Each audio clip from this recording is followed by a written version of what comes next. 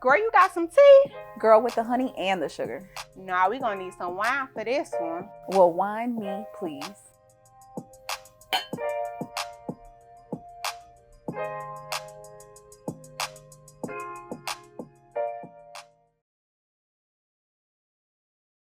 Welcome back. Welcome back. Welcome back. Welcome back. Ooh. Girl, you gotta get on cue. No, I had a thought. I was like, did No, he no, write no. that? Ooh, yeah, no, I'll take that back. Whatever. Welcome back to the Wine Me Please podcast. Y'all. In episode 2 of series 2, we are talking about generational trauma. But, okay, before we get there, let's get into our wine of the show. So today we are drinking, what we say? Pinetti, Red Italy 2022. All right, let's read what it got for us. This wine is an Italian style, okay? Very chic, sophisticated red wine, okay? This has beautiful floral aromas, complement notes of dark chocolate and bright, rich flavors of red cherry, while hints of acidity makes every sip of this red wine linger. And y'all know Candace likes to know the alcohol percentage, and baby, it's 12. It's so important. Don't you want to know that? It's 12. So let's give it a try. You be wanting to know the percentage level. Let's give it a try. Look at that nice little dark red there we have. Okay. Let's see what we working with. Cheers. Can you get a little swirl? Smells nice.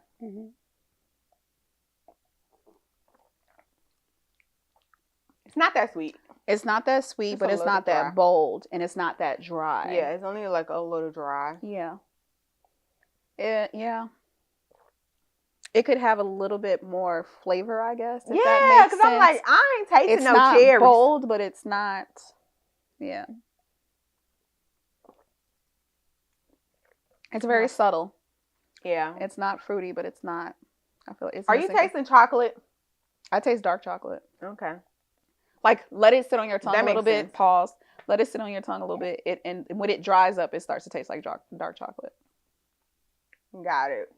You taste it now? No. But for it to be a red wine, it's very light. Yes, because I don't like to strong other red wines. Yeah, that I don't like that drinking. bold. Yeah.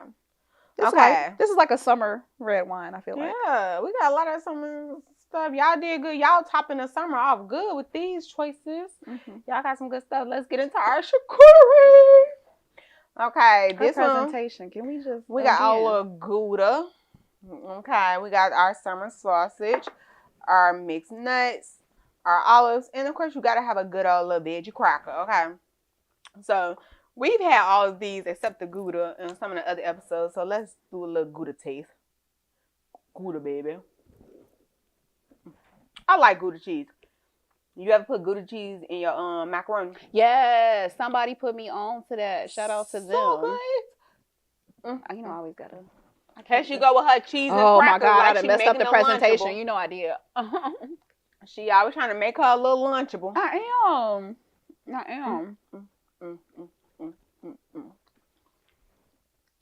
Oh man, I think I'm more about the sausage. But pause. She likes sausages. Not too much. Not too much on the sausage. Not too much on sausage. Okay. Y'all, let me tell y'all. Okay. Like I said, we are talking about generational trauma. I was gonna give y'all the Google definition because I don't want nobody. Candace about to tell y'all what generational trauma means. I know my definition, but I'm gonna give the. We're gonna do both. I'm gonna give the wiki. Let's do the Google, and then your definition. Well, see, Google turns it into transgenerational trauma. The psychological and physiological effects of the trauma experienced by people has subsequent generations in that group. The primary mode of transmission is the shared family environment of the infant, causing psychological, behavioral, and social changes in the individual. See how that was just too much? So I'm gonna now do give us your definition. layman terms, right? Yes. So I look at it 2 different ways. Mm-hmm. For one, I want people to realize generational trauma, like you were in your grandmother's belly, like realizing like what your grandmother experienced and what she went through, which is why what women go through during their pregnancy is so important, but that's a different conversation. Fair enough. But we biologically, our DNA adapts to trauma, you know? So thinking about that, like if your grandmother, like how old are we? Like my grandmothers were deceased before I was born. So I don't know the typical age of grandmothers. My grandmother's in her 70s. She's like 75. So she was born in what, the 40s, 45, like 1940s, 50s, something like so that. Thinking about what was going on around that time and what they had to experience and going through her pregnancy, she had your mom and then your mom, you know what I mean? So thinking about that, that's one way to keep in mind of like how your body had been exposed to things already before you were here. Second part of that is like within your household, the things that you adapt and take with you as your learned experience as you grow up, patterns that you keep taking that are not necessarily healthy for you. Yeah. And so I think about how sometimes I think people have like maybe an unhealthy alliance or allegiance to family ties that are unhealthy for them. And it's so, especially in our culture, where mental health and things like that is so like taboo. We're getting there. Yeah. But it's like, you know, go to church, pray about it. Don't have people in your business. Don't tell people what's going on. Keep that private type of thing. It's like things don't heal within families. And then people keep those toxic behaviors and it keeps going. And then their kids, like the Energizer Bunny. Their kids have to relive that same stuff all over. And then you're like, oh, I'm doing the same thing my mama was doing. Right. That cyclical pattern where it's like, you got to address that. Yeah. I don't think I think, again, that it's hard to like cut off family that are toxic and that are doing harm to you. And I get that, but. Especially depending on where they fall in line. Because sometimes it's your parents, right? And like you feel guilt. There's like a enormous amount of guilt when you feel like probably the most toxic people in your life have close proximity to you and you feel some sense of obligation to them. Yeah. But it's like, no, you have some issues that affect me, but how do I address that with you when you're an authority figure or you help raise me or, you know, I feel obligated to you in some way. And things don't get addressed. No, that's true. Well, I don't know. I just hope we have more conversations about that within the family context where, again, I think people don't want to address stuff because they don't want to deal with the conflict or the outcome and accountability. Right. And a vulnerability. That too. It's because you got to be vulnerable enough to say, this hurt me. Right. You're my parent, my aunt, my grandmother, whoever. Right. And what you're doing is causing chaos in my life. I'm now starting to notice that. And while it has been okay for you and everybody else in our family for how many million years, I'm realizing it has to stop here because it's actually not okay. Yeah. Right. And so it's like, am I ready to open myself up to that, to have that conversation, to be vulnerable? Because I got to tell you that this hurting me, because that's the only reason why that is being brought up, right? And then how you are going to take it. And what's the consequences of you not changing if I bring it to you and then you do nothing with that information? Because now, guess what? Because now it's back in my court. Hello. Boundaries. Like now what do I do? I gave you the information and you're like, okay, I'm not doing nothing with that information. But it's hurting I gotta decide, like, do I distance myself at this point? And that's been difficult decisions. A month, 2 months, 3 months, maybe even years. Right? What you mean? Some people years. Right. Like, but I'm saying, like, after you have now brought it to their attention and stated, hey, these are the changes that I need to see within our dynamics, right? And I'm giving you 3 months to at least show me that you're attempting to work on it, and you're still not. Yeah. What do I do now? You got to make a choice. You got to make a choice, and it's difficult. But I think some people feel like, again, like an unhealthy allegiance or loyalty to blood. Yeah. People misquote blood is thicker than water. Girl, that's the worst saying in America. People misquote blood is what is it? Water of the. What is it? I don't know. The blood of the covenant. The blood of the covenant is thicker than the water of the womb, which means like the bond, the contract that we have means more than the blood that we share. The bond, the word, my contract, what I said to you means more than the blood that we share. So technically, like, the people that you build community with, the people that you bring community with, you choose. That's why I say chosen family. That means, I had to learn that too. That means more to me, and that can be family outside of what the blood relationship is. And if you only depend on that, then yeah, you will stay tied to relationships that are unhealthy for you because you think that's like your only choice, your only option. Big facts, because I'll start talking to somebody in a minute.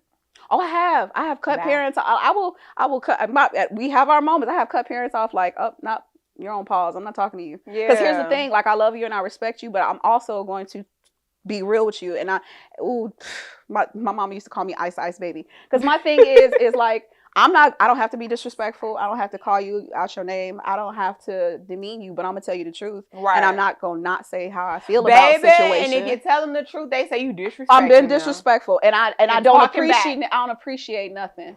How dare you? How much I sacrificed. Baby, I didn't choose to be here. Baby, because I can't say what I want to say, because disrespectful would be, see, look, you know what you could have did. Hello. But I'm here, thank you. But I'm here, thank you. Right. But like, that's not the topic. Like, I appreciate that, but this is problematic, and I need you to see that and at least acknowledge. But like, defensiveness, people get defensive, and it's like, it's okay, hard. How do we build a relationship if you can't even see the honest truth? Yeah, or choose not to see the truth. Yeah, like the lack of accountability, and I think that's where the emotional vulnerability part becomes a struggle, because it's like, when you feel invalidated, how do I bring my stuff to you? Yeah. That's how some people just be like, just start ghosting, just like really ghosting their parents or their family members in general. Yeah, they're doing a study now. Like, you know how, man, family reunions and barbecues and stuff like it's that. Like don't exist. We don't do that stuff. When I hear people are like, oh, I got a family reunion this summer, I'm like, y'all still do that? Like, I love a good family reunion. But I've noticed, like, with their family, oh, we got to travel to North Carolina. Like, Illinois, like, everybody is traveling somewhere else to go do their family reunion. But we don't have stuff like that, like cookouts. They said cookouts are a dying thing in the Black community. Yeah. And I finally got a history lesson on where, you know, cookouts actually started. Girl, learn us something. In the Civil, I didn't read the whole thing, but it started during the Civil War.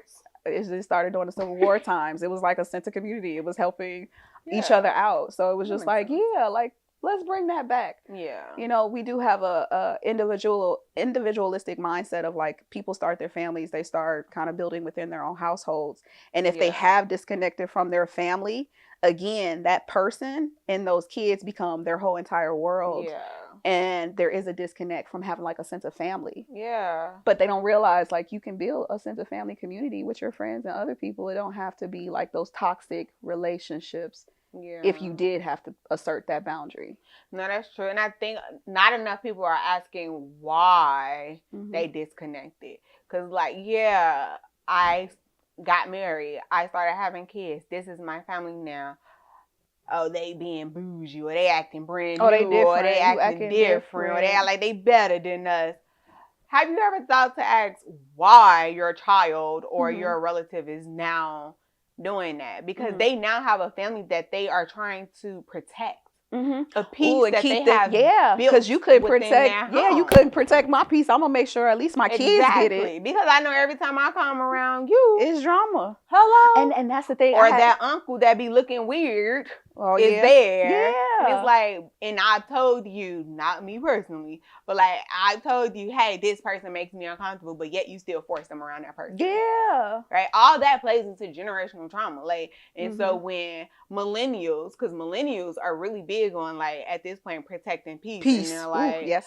I ain't gotta F with y'all no more, for real. Millennials are good with making their friends their family. And who out there? Gen Z? Yeah. They starting to stand, they a little weird, but they starting to stand, you know, interesting crowd. Too. They just crowd. Like, yeah, they it was chaos growing up in my household. I just stayed away. Like, I stayed at my friend's house a lot of the time. I got in after school activities to stay after school and stay involved, because it was in my mind right then, I was just like, I don't want to live like this. I don't want that drama. So it was like, luckily for me, it was like, I want a different mindset. But not everybody has that opportunity or people that have that perspective to show them something different.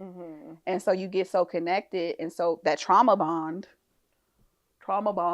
where you start connecting with people that reinforce the same issues that you had growing up. And it's like, okay, no, you gotta you got to check in with yourself and reflect. Because, like, why are you still doing the same thing if you ain't like it? Yeah, absolutely. Trauma bonding is so real. It is. It is. You would be surprised how many people trauma bond. You hear the story and be like, and then they start saying it to themselves and they like, ooh, I'm doing just what my mama did. It was like, ooh, yeah, you are. Why? Or me and you are friends. We're connected because we literally bonded over having the same trauma. Thing. Yeah. And we don't know how to actually move forward because we're essentially enabling each other. Yeah.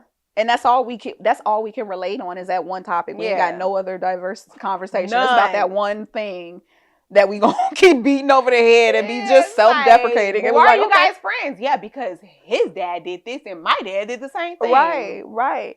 It happens in relationships too. It's like when you do have that moment of vulnerability with somebody and they share something and you're like, oh my God, they shared their deepest secret. They went through stuff and I went through stuff and now we both went through stuff. So he gets me. And it's like, no, go to your therapist, let him work on his stuff. You work on your stuff and then like, okay. But like, no, people don't want to address that. It's very interesting. I think part of the fight is getting the older generation to go to therapy too. Like getting them to like hold themselves, because half the people that be in therapy about people that need to go to therapy. It'd be like, I be in therapy because I need a client like that. She'd be like, yeah, my mother, blah, blah, blah. I got clients in there talking, and I'm telling them what advice to give to the person that won't go to therapy. Like, well, have you talked to them about this? Have you suggested this? Like, you want to bring them into one of our sessions? You want to do your family session? No, they won't come. Okay, well, have you tried this? And it's like, okay. Because it's like you see your client doing all that they all the work that they can be doing. And then that person isn't doing the work too. We are the and then that conversation changes, and I'll be like, okay, we having that same conversation. What are you gonna do about it now? And that's where boundaries. So guilty, like you said, it comes back to guilt. Well, I can't just stop talking to my mama, or can you? Mm-hmm. Like you can limit the way that conversation looks. Yeah. Right. You don't have to talk to them on the phone all the time, but maybe do a little text or check in. Because if you know every time you're on the phone, within the first 5 minutes, the conversation go real left. Right. Mm-hmm. You know this is the track pattern because you could say one little thing and it's going left. Mm-hmm. Maybe you know once you hit that 3-minute mark, it's time to get off the phone because you know what's going to happen. Mm-hmm. Right. Or don't get on the phone with them. Let's keep conversations via text, checking in. Like it's ways to do it and you gotta figure out what works for you, especially if you're one of those people that's like, I'm not comfortable with distancing myself just yet. I tell people like writing. People don't write letters anymore. I know. I tell my client write a letter. I'd be like, I said, if you don't want to argue and go back and forth, say what you need to say, write the letter. At least you can tailor it to what you need to say. You done thought it all out. You can proofread, reread it, rewrite it, and then get everything you need to get out. And at least you can get closure from saying you said what you had to say. That part. Because that's all that matters. And that's all you need because you have to come to the realization. My therapist said it to me. She's like, and if your mother never changes, then what? Hello. I was like, I want to play devil's advocate. What's the difference between writing a letter and sending a text? Because earlier you were saying tones can get misconstrued. I feel like there's an emotional connection to writing. When you write things down versus text message, I feel like there's more of a connection to what you're saying and what you're feeling. Because like writing to me is a slower process, a more intimate process. When you text, I feel like you're a little bit like more emotional and you just getting it out and you're just like, I don't know, you're still in an emotional state. I feel like when you write it, you can actually take your time, think about it. Like, you know what? I don't want to say it like that. That sound, but I feel like a text is less personal. Yeah, that's her opinion. I'm a writer. Like I love by nature. I like writing. So that's just my thing. It's like I'm a journaler. Like people like, oh, I journal in my phone. I'm like, I can never. Like I need to write that stuff. Like me manifesting is writing it on pen and paper. Right. And I get what you're saying because if you're writing a letter, 9 times out of 10, you are more mindful of what you're writing. And you are probably, because like you said, it is a slower process. It's like a cathartic, therapeutic process. Everything out. And so here's the caveat to that. Sometimes when I tell my clients to write a letter, it's not necessarily meant for them to give it to the other person. I was like, you can burn it, you can rip it up. It's just for them to get all those feelings out and they can do what they want to do with that. They can either give it to that person, burn it, like you said, or like, as we like to call them in our sessions, have a funeral, right? Or read it out loud to that person. Or they sometimes just want to read it to me themselves, and say like, hey, I wrote the letter. These are all my feelings. I got it out, Mhm. right? And I am now going to let it go. Mhm. So like when I tell people write a letter, that's the meaning behind it. Don't be sending a text like if it's a heated argument, right? Like, Yeah, or if because you'll there's get caught bad up in that blood. back and You know forth what I'm thing, saying? and you less listen to the message, and then it becomes about proving your point. Exactly. And then the other component when I was saying about sending a text, and I don't know if you was including that with this, is that the way we talk to our parents, right? We don't have to talk every day, right? But if you know that your parents or your sibling or whoever is that's not a healthy relationship, but you want to still have some type of connection, texting may just be the best option so that it's not going left. Yeah. You know what I'm saying? Like I can text, not necessarily, I'm just using my mama as an example right now, but it ain't got nothing to do with her. Calm down, Melissa. But you know, I can send a text like, hey girl, I hope you have a good day, love you. You know what I'm saying? And that be that. To avoid, like, if I call her, she finna go down a rabbit hole and start cussing me out and ain't even did nothing. Again, that ain't my mama. I'm just saying as an example. Yeah. You know, so that's really finding out, like you said, boundaries, finding out what works. So that you still feel like, for whatever reason, in your mind, you're still being a good child, you're still gonna be a good person, right? But you're still putting your peace first, you know? Yeah. It's just a matter of respect. You can say what you need to say, and you can say it respectfully. You just got to figure out how to communicate that in a way that the person will receive it. Yeah. Like read the room and then And sometimes they never will receive it the way and they won't. It's meant. They probably won't. And again, that's a defensiveness thing that like, okay, at least you had to say your piece. Let them deal with those emotions on the other side because the accountability is on their part. Yeah. Like I hate when people, you know, say like, with the divorce rates, with the people will say, oh, you know, you guys are grandmothers or something like that. Like families are splitting up and things like that. The generational trauma there is like they didn't have access or resource or opportunities to escape situations that were oppressive to them if they were in situations that were traumatic. Yeah. So it's like, no, I don't have to keep living the same experience just for the sake of X, Y, and Z. Like if something is unhealthy or toxic, it's okay to change the pattern if you notice it. You know what I mean? Yeah. I don't know. What are your thoughts about like enmeshment? I think I feel like we're kind of I don't see a lot of it. When I do notice it, it stands out loud. But I feel like we are moving to a more individualistic society that I see less enmeshment. Well, when you see it, who do you feel like, when you think of families, who do you feel like you see it? Moms. I feel like moms and boys, moms and their sons. That's sometimes. True. And there's a dynamic there where, and I if I ever went back for my PhD, this is probably something I would do, you know, study. Black women just be going to school. I know, just for the sake of it, is that women and their daughters' relationship is different from women and their sons' relationship, and how women almost see each other more competitive. Like for daughters, it's like, I'm gonna push you out, teach you independence, figure it out at 18. I need you, like, you're more help responsible, where it's like, I need to protect him. He can stay in the house a little bit longer. He can kind of like figure out his way. He's still figuring it out. He's still growing. He's still maturing. But I feel like we kind of are pushed to assert a little bit more independence and figure it out. And the mother is the one who kind of pushes us in that direction, right or wrong, right? In their method of how they do it. Yeah. But I feel like the dynamic is a little bit different, where we do feel like we got to figure it out, and there's a lot of pressure. Do you feel like you see that amongst more single mothers, or have you seen it within 2-parent household as well? That same dynamic. I think both. You just broke up. I think both. I think there's something about the female dynamic or something like that. Like it's either like, you want your daughter to like maybe perhaps have shared interests that you had as a young girl growing up, or like dreams that you aspired for that you didn't get to do, or the opposite of like, you might be in competition with your daughter, or you might be sabotaging your daughter. There's different just dynamics that have been studied between women and their daughters, where it's like, it's odd.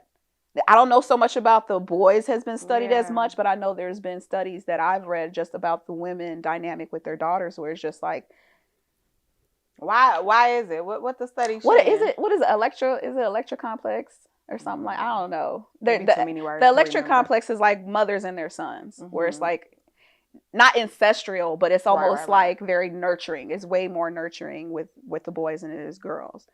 And then, the Oedipus complex, whatever, with the men and their daughters and blah, blah, blah. Yeah. But like, Yeah. So I do feel like for girls and people eat me up, like it's a difficult kind of evolving that independence when 9 times out of 10, as a woman, you've experienced some form of trauma, right? 1 out of 4 women have experienced some form of trauma. So trying to navigate that independence, maybe strain relationships with your family. Yeah. You know what I mean? And then trying to navigate that in life. Yeah. I know that's difficult, but like. Absolutely. Especially if all you ever wanted was like that mother-daughter relationship that you may see other people have. Ooh, yeah. Right? Yeah. And it's tough. Like, I'm fortunate enough to not have had to deal with that being raised by a single mother in my household. You know, I ain't moved out of my mama's house until I was about to get married, thank God. Because, baby, this economy is trash. If I could go back, I would. But I was out at 18 and never moved back. I think I hate to hear that. Yeah. Like it's people that I know literally that was out at 18. Their mothers was like, "Yeah, you gotta go." Like I wasn't kicked out or pushed out. You gotta pay rent. You gotta. I wasn't kicked out or pushed out. I think it was the opposite, where it was like, "Oh, you can stay home. You ain't gotta go to school." It wasn't like I wasn't really pushed to excel or succeed. It was kind of like, "Oh, you can go to community college. You can stay home." And for me, I think I felt some type of way like, "No, push me. You should act like your daughter is on honor roll straight A's. Why wouldn't you want her to like go do the best that you can do?" But so for me, it was a little bit different, where I had to be self-motivated. Yeah. Where it was like, I don't think it was competitive or anything of that nature. Well, that was good though. No, it wasn't competitive. None of that nature, but it was unaware.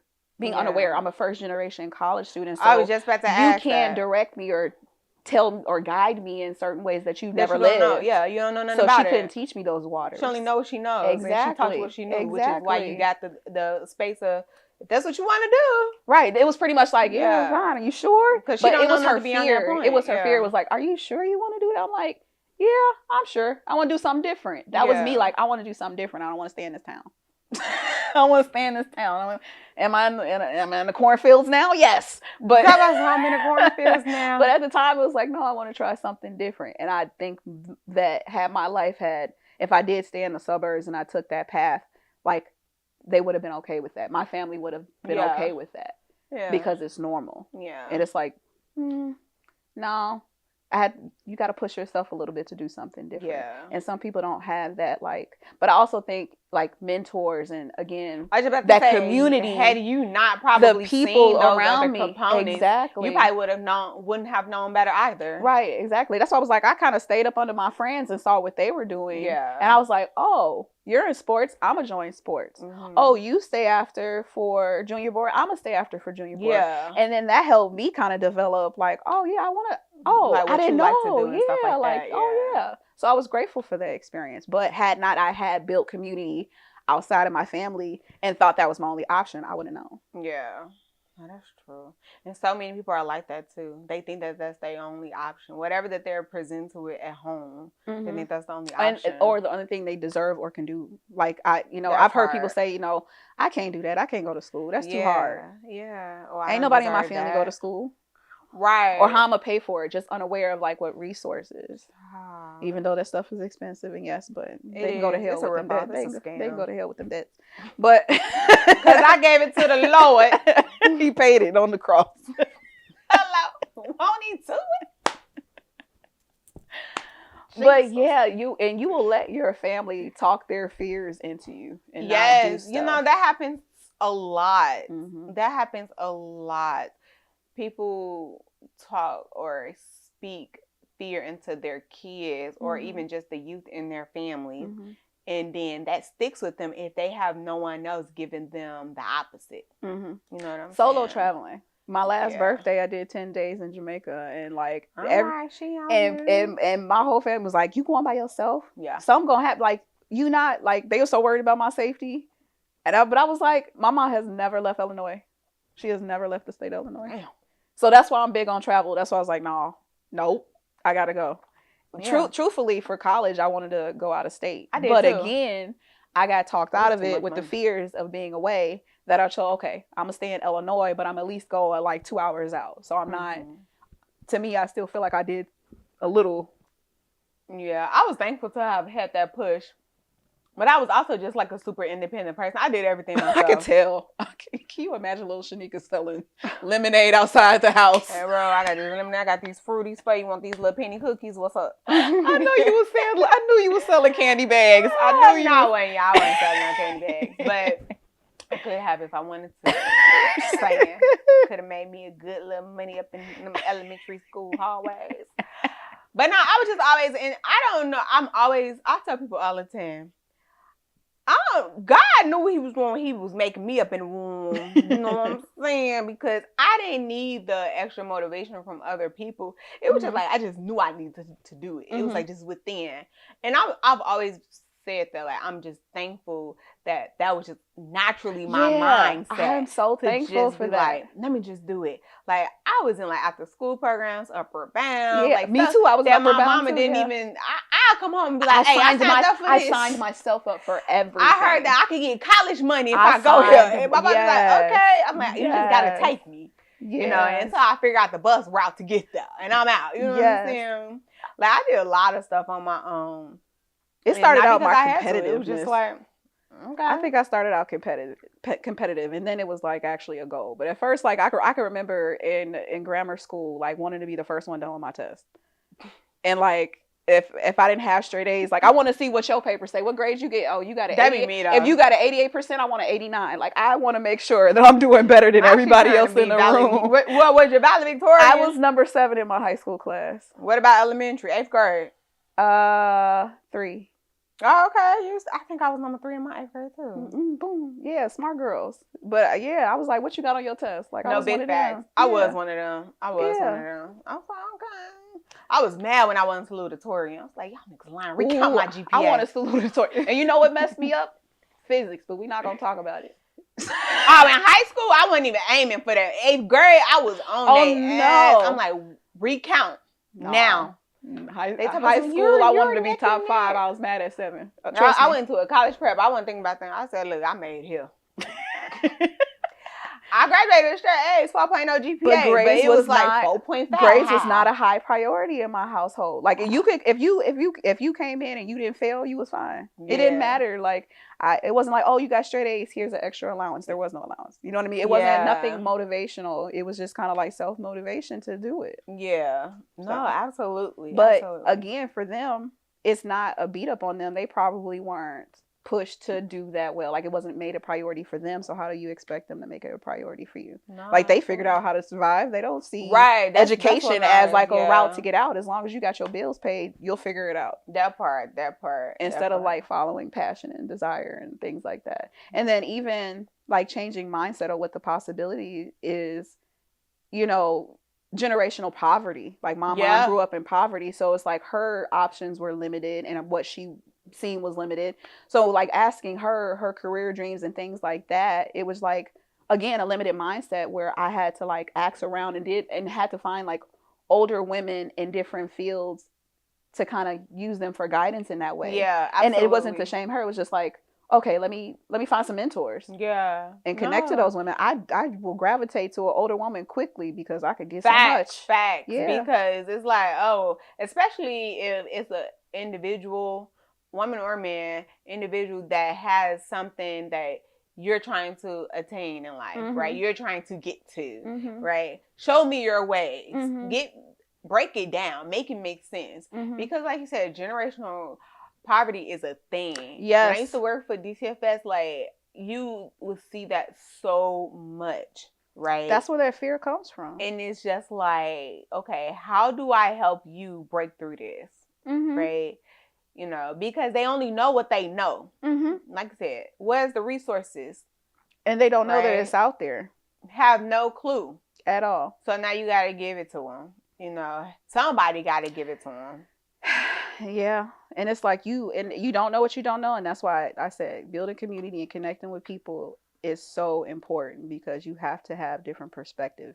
You can't limit to what you only know within your own family. Absolutely. And even at the expense of some of those relationships, if you feel like it's holding you back, like I think there's a lot of guilt with that too, of like having to leave people behind because you want something Yep. different in your life. Yeah. Like, it's no shame to you, but I don't want to live in that environment or live like that. I want to do something different. It's no shame. But then sometimes, like you said, you get seen as like stuck up, bougie. Yeah. Who do you think you are? Like, you think you left us behind. Yeah.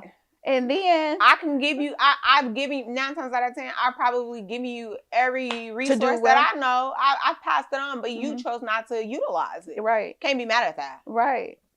I'm trying to break generational curses, right? And that goes with Y'all finances too, with the poverty thing. It's like when you have been successful, then people see you as like, oh, can you help me out? Like, you're the go-to person for like, let me help. Hey, can I borrow? No, I'm hey, can I borrow? Can I have? I didn't have. Well, what you mean you can't? Like, how dare that you? Part. You good? What you mean you just went on vacation? What you mean you ain't got it? How are you calculating my pocket? After all I did for you, you can't. What? Oh, goodness. It's nothing like audacity. Okay? Nothing like it. You know how you get people I would never forget someone, because I ain't going to say no names. Someone called me, asked to borrow money, and I ain't talking about no little $50 either. I'm talking big. I'm 1, 2, 3, 4 digit numbers. Okay. And I said, oh, okay. I'm talking Judge Judy numbers. Hello. I said, I gotta talk to my husband about that one. Right? And Jesus. Oh, I just knew you would be the one to do it. Ooh, you just knew. I'm sorry to disappoint you. I'm sorry to disappoint. I'm sorry to disappoint you. Let me just tell you, that story didn't end well. Here's how I got that. That's how I got it to stop. Here's how I got it to stop. I was like, you gonna sign this promissory note? I started telling people that.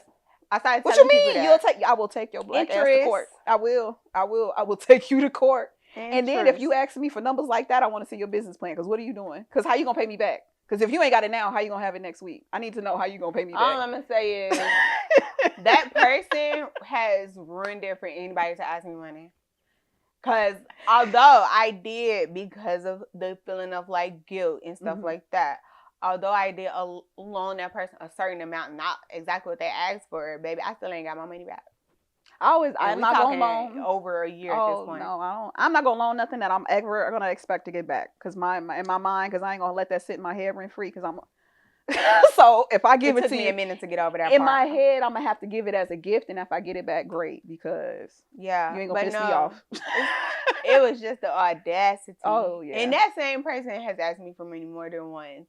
And it's always something, if it's a pause there on my part, like, wait a minute, let me think about that. It's always some slick, like, something like that. I just knew you'd be the one that had it. That's not okay. You're the responsible one. You're the... So what are you, though? If that makes me responsible, what's that make you? Baby, I told my husband, it's only 2 people that can ask to borrow money from me and my husband, and y'all will never know who them 2 people is. Them 2 people ain't even gonna know. They don't even know who they is. And that's only because of the type of relationship that we have with them. That I know that they would go to hell through hell and hot water for us. No, ma'am. Yeah. If I have it to give, if it depends on everything is circumstantial with me. If I have it to give, it depends on the circumstances. It depends. It depends. If I give you money and you ain't never paid me back, you will never see me again. You will never see me again. No, because you will never see me again. Ain't got it.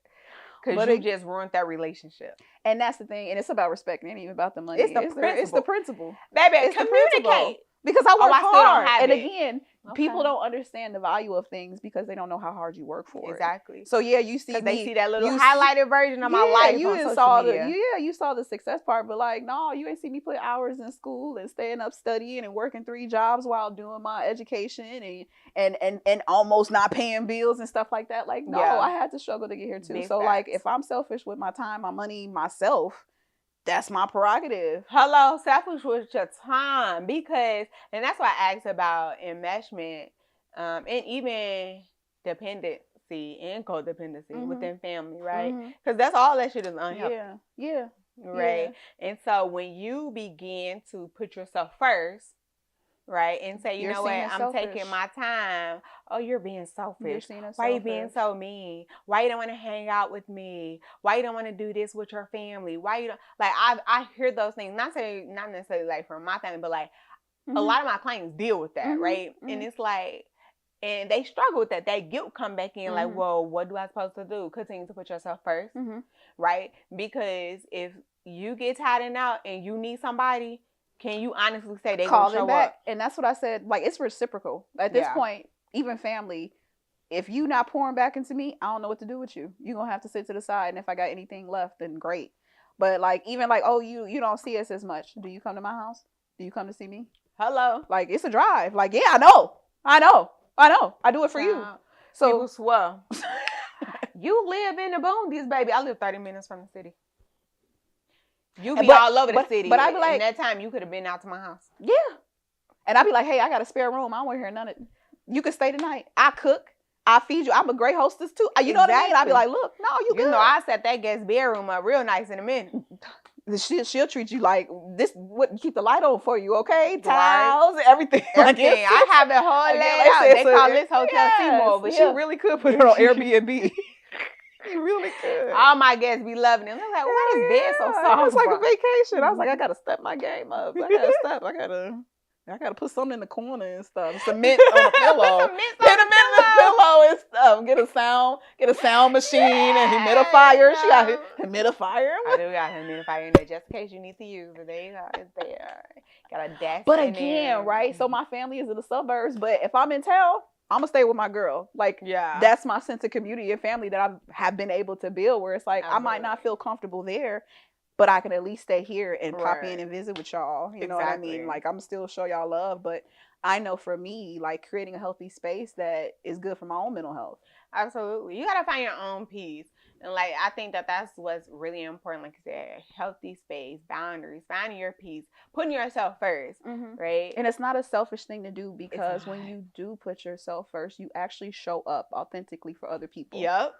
And you feel happier in life. To do it. And want to do it. Like, you know what? Like, do you really want people doing stuff out of you out of guilt? Like, do you really want people to be like, like, don't ever be like, don't ever me. Don't do something to me out of like, Yeah. I want people to do stuff for me like, because they want to. Yeah, because I'm a your ass. You keep bothering me. Like, yeah. And I will do it. I will let you know it's a too. I will let you know, like, oh, look, I be like,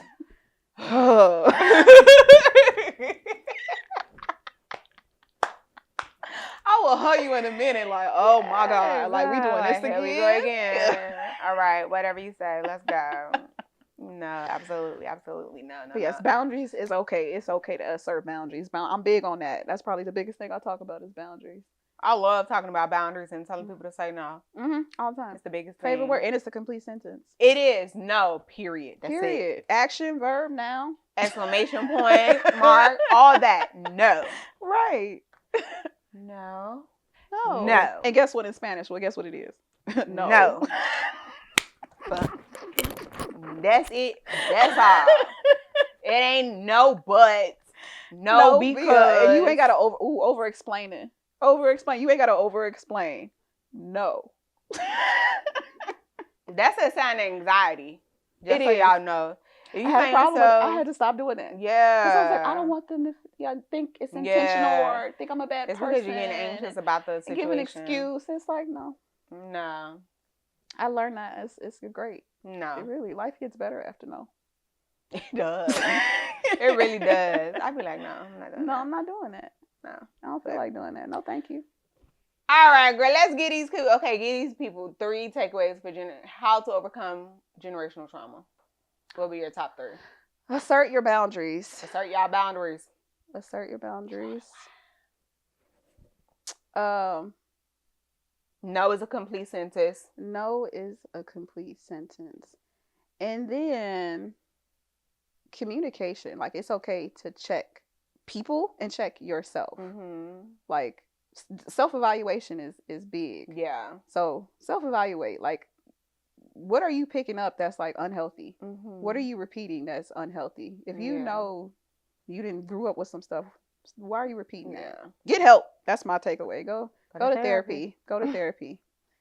Y'all gonna hear us say that all the time. That's my go to therapy. Not only because we're therapists, but we actually believe in the work of therapy. I go to therapy. I be on the phone. My therapist like, hey girl, let me tell you what happened. These people. But I love it. I love it because you get an unbiased opinion and advice, you know what I'm saying, on how to navigate and break those different generational curses, right? Someone not in the experience, because sometimes your emotions what they blind gonna get you. from it? You know what I'm saying? They ain't... Right. The people involved in the situation have too much investment. Ask someone else. Talk to someone else. Absolutely. So don't be afraid to break those generational curses. If you feel like you don't know where to start, but you feel like it is weighing on you, please seek out therapy.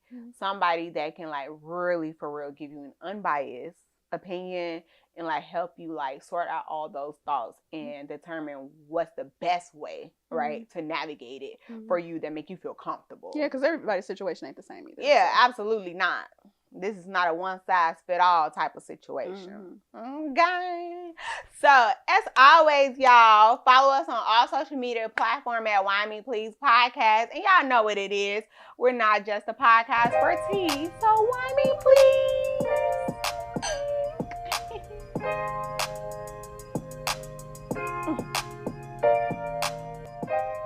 And don't forget, if you want our advice, send us an email to advice@whymepleasepodcast.com.